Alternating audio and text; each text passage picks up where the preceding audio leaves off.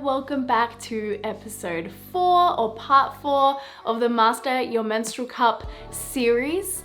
Now, today is a really exciting episode because I'm going to be telling you 5 reasons why your cup might be leaking and 5 ways that you can stop leaks from happening. And I'm also going to be introducing you to a brand new cup that I love. So let's get into the video. In this series, I teach you everything that you need to know about choosing the right cup for you, how to insert it, how to clean it, how to remove it, how to deal with any pain you might have or any leaks so that you can master the menstrual cup.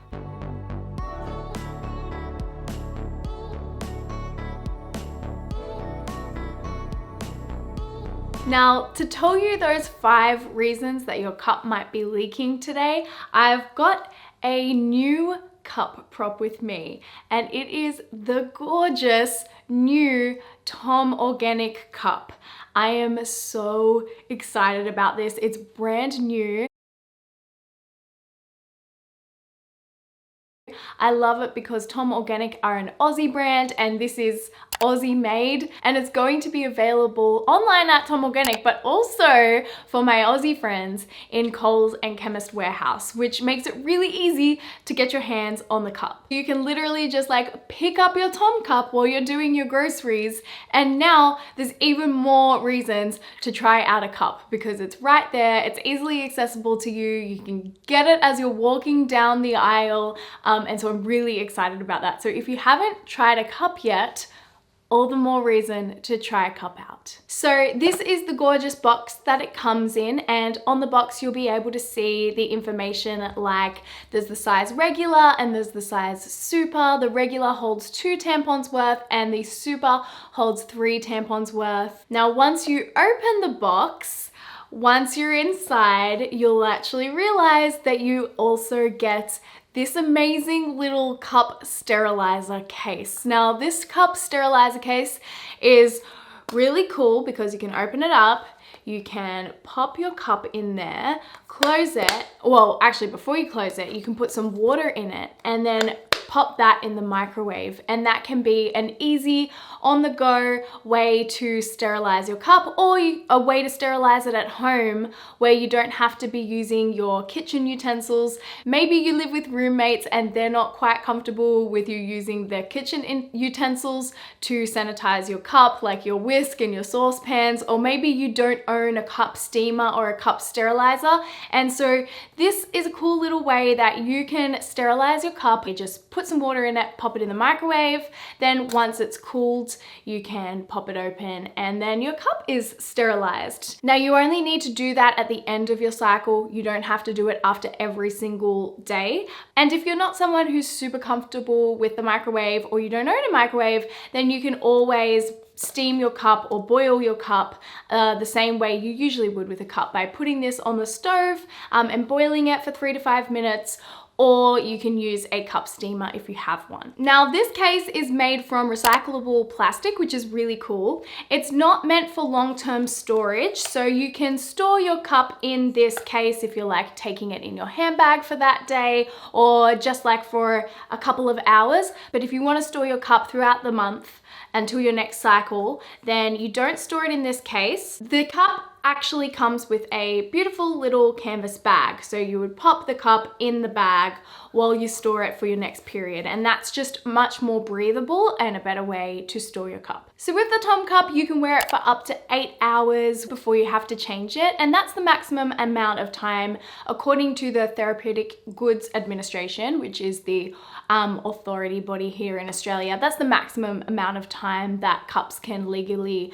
be advertised as being able to be worn for. So 8 hours of wear time. This is also made from 100% medical grade silicone. It's so important that we're getting our menstrual cups from a reputable company and that you don't get like dodgy, sketchy cups for $5 off the internet. So 100% medical grade silicone. It's Australian made, and also all of the offcuts in production don't get thrown out. They actually go back into production. So there's no waste happening there, which is really, really cool. removable. The other really awesome feature of the Tom cup is that it has these little finger grips here, and those finger grips are to help to guide you when you're taking it out. So when you're taking it out, you're looking for those finger grips so that you can then squeeze to break the seal, so then you can easily wiggle to remove it. If you need more advice on removing it, I have a whole video on that you can go and watch. The other thing that makes removal really simple is the internal rib system that this cup has. So basically it's like a little line there and a little line on the other side that actually helps the cup to naturally do that pop or squeeze movement. So when you're trying to take the cup out, some people struggle to pinch the cup and get it to squeeze in and break the seal. And that's a lot of what can make removal a little bit difficult. So I'm actually wearing my cup right now. I have my period right now. I've been wearing it, and I found that, yeah, when you go to pinch down, it just naturally wants to do that pinch in motion, which makes it so much easier to then be able to break the seal and remove the cup. So if you're someone who has been scared about trying to remove a cup, or in the past has had bad experiences with not being able to remove the cup as easily, this would be an awesome cup to try for you because it is designed to make removal really easy. So I love that about this cup. So if you wanted to get your hands on the Tom cup, you can get it from Coles or Chemist Warehouse if you're in Australia, or you could go online to the Tom Organic website and order it online. Okay, so let's get into the 5 reasons your cup might be leaking and how to fix those things. The first reason your cup might be leaking is because you haven't created a seal properly. Now, what's a seal? When your cup gets inserted, it gets inserted folded up, right? If you haven't learnt that yet, you can go back and watch my video about inserting cups. Then once it's inside, it's got to pop open from that fold. Now, sometimes the cup might not fully pop open and it might still be like that rather than like that inside your vagina.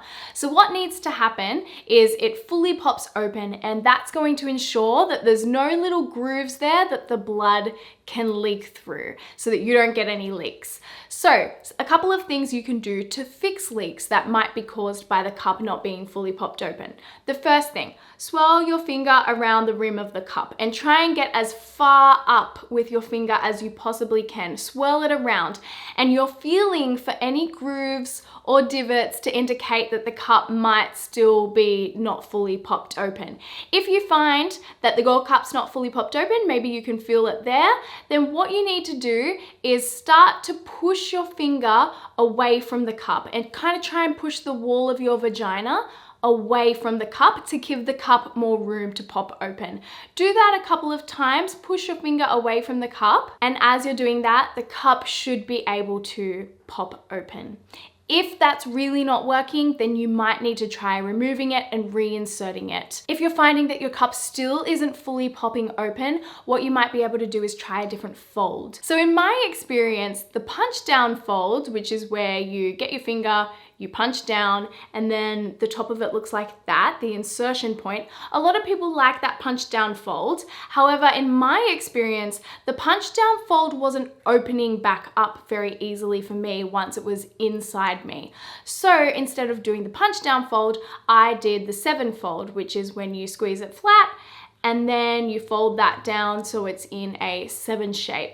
And I found that for me and my body, the 7 shape popped open much easier. So if you're having trouble with your cup getting popped open and you've tried pushing the wall of your vagina away from the cup, then maybe you could try a couple of different folds and see if those folds work better for you. Another thing that you can do if you're finding that your cup just isn't opening back up again is trying a firmer cup. Softer cups might have a tendency to not open up or pop open as easily as firmer cups, so you might want to try using a firmer cup. Now, if you go on the Put a Cup in It website, it will have a list of the different cups. They have a comparison chart, and in that comparison chart, there's a column that will show you which are the firmest, which are medium, and which cups are softer. And that just refers to the silicone that they're made out of. Some people like firmer cups and some people like like softer cups. So if you're experiencing that your cup isn't fully popping open, maybe try a firmer one. Okay, so the second reason that your cup might be leaking is because you haven't got it inserted on the right angle. So I might sound like a broken record to those of you who have been following this 4-part series so far. Our vaginal canal doesn't go straight up and down. It's on a bit of an angle. So when you're inserting the cup, you want to tilt it back towards your tailbone. And that's going to make sure that all the blood is going into the cup rather than around the cup. So make sure that you're not trying to insert the cup on an angle that's straight up and down. Have it on a diagonal angle and just let the shape of your body guide you. So if you feel like you're pushing against the shape of your body, try and make sure the cup is in line with the shape of your vaginal canal or the direction of your vaginal canal. The third reason your cup might be causing you leaks is because it's getting too full. Now, your cup packaging might say that you can wear it for 12 hours or 8 hours.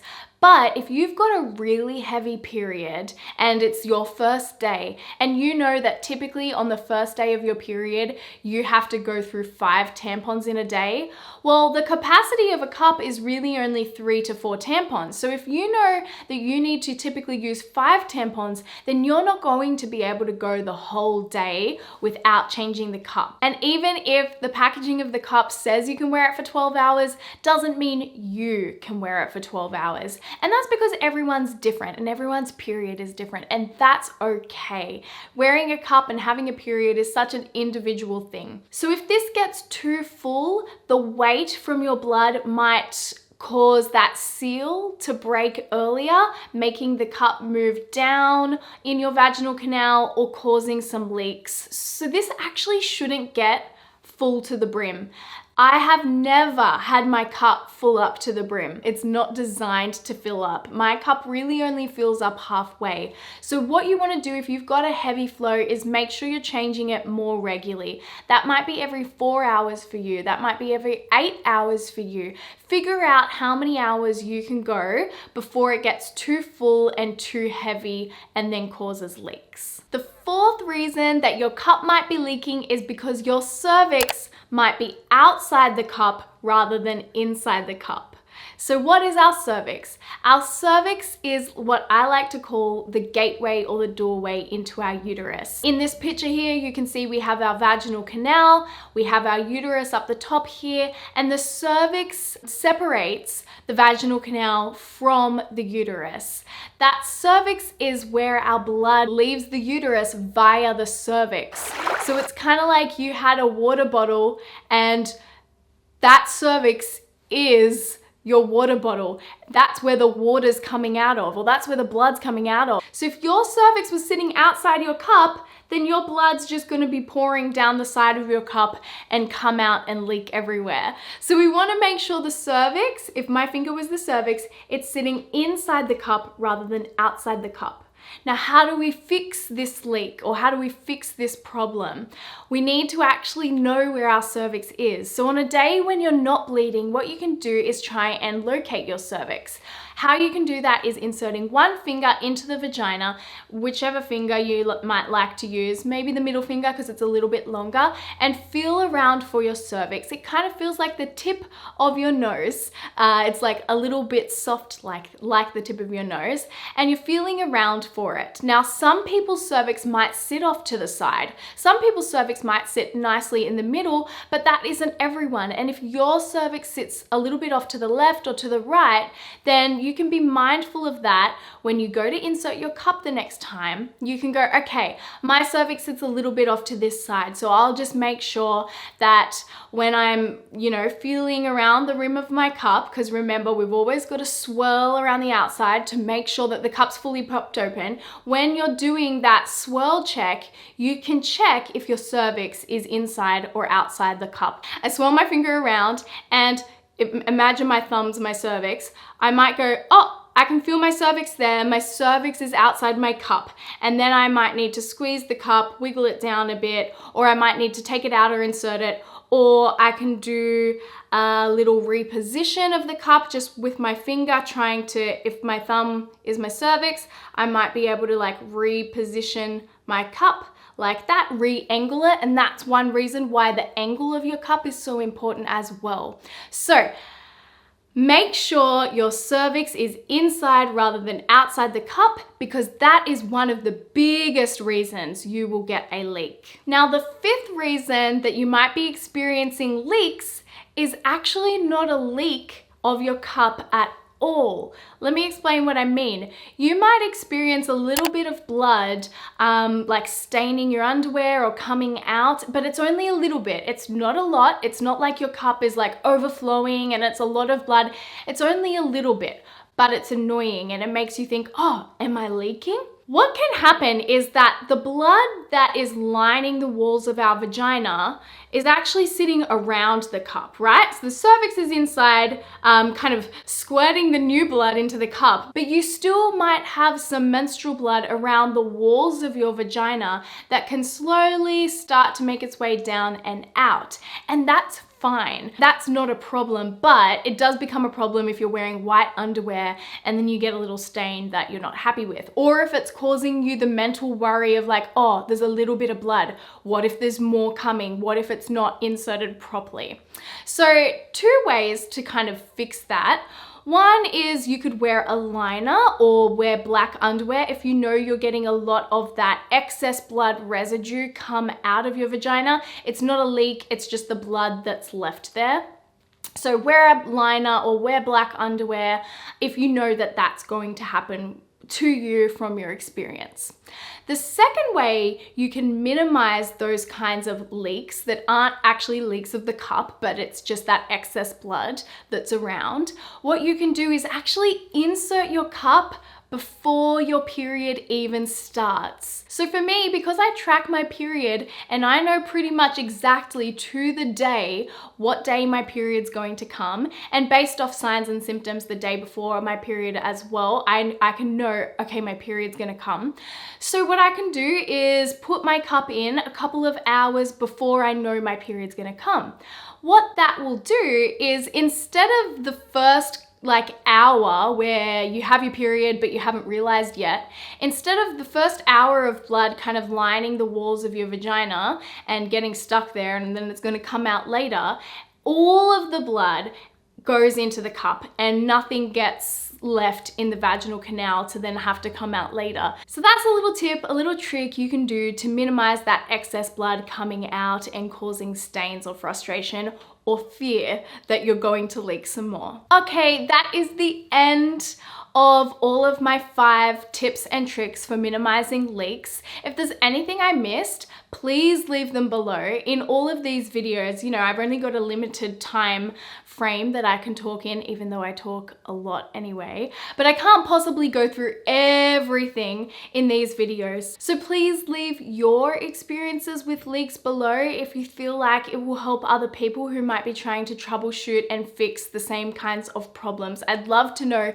how you fixed your leaks as well. And if you want to learn more about cups, I have a part 1, 2, and 3 in this series about how to insert the cup, how to remove the cup, and how to minimize pain that you might be experiencing with the cup. I also have some frequently asked question videos about cups where I talk about how to clean it and is it hygienic and all of the most frequently asked questions that you guys usually have about cups. And if your questions still don't get answered, you can head over to the Bright Girl Health Instagram, where I've got so much information about menstrual cycles, hormones, period cups, period underwear, all of that fun stuff. And make sure to try out the new Tom Organic cup. I am in love with this baby, and I hope you love it too. So let me know what you think if you do try it out. And I will see you in my next video in the Master the Menstrual Cup series. For JJ, all that kind of jazz. Ew, no, I wish I didn't say that, jazz. All that kind of, for JJ, jazz. Ew. No, I wish I didn't say that, jazz. My book, The Bright Girl Guide, is officially available. It is all about you understanding your menstrual